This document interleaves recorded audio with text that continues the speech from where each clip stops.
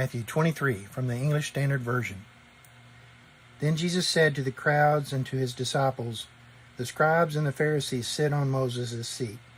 So do and observe whatever they tell you, but not the works they do.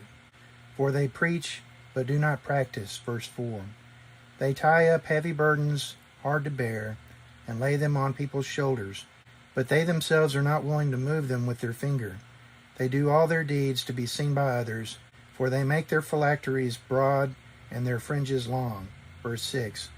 And they love the place of honor at feasts and the best seats in the synagogues, and greetings in the marketplaces, and being called rabbi by others.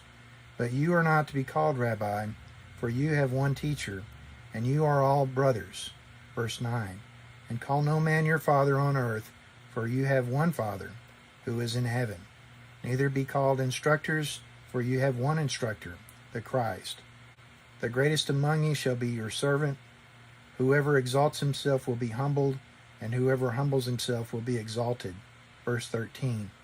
But woe to you, scribes and Pharisees, hypocrites, for you shut the kingdom of heaven in people's faces. For you neither enter yourselves, nor allow those who would enter to go in.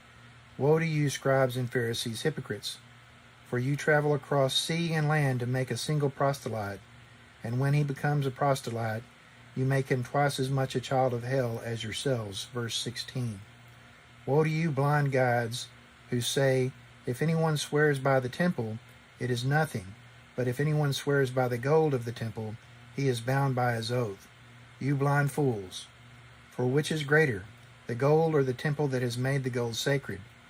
And you say, if anyone swears by the altar, it is nothing, but if anyone swears by the gift that is on the altar, he is bound by his oath. You blind men, for which is greater, the gift or the altar that makes the gift sacred? Verse 20. So whoever swears by the altar swears by it, and by everything on it. And whoever swears by the temple swears by it, and by him who dwells in it. And whoever swears by heaven swears by the throne of God, and by him who sits upon it. Verse 23. Woe to you, scribes and Pharisees, hypocrites! For you tithe mint and dill and cumin, and have neglected the weightier matters of the law, justice and mercy and faithfulness. These you ought to have done, without neglecting the others. You blind guides, straining out a gnat and swallowing a camel. Verse 25. Woe to you, scribes and Pharisees, hypocrites! You clean the outside of the cup and the plate, but inside they are full of greed and self-indulgence. You blind Pharisee, first clean the inside of the cup and the plate, that the outside also may be clean. Verse 27. Woe to you, scribes and Pharisees, hypocrites!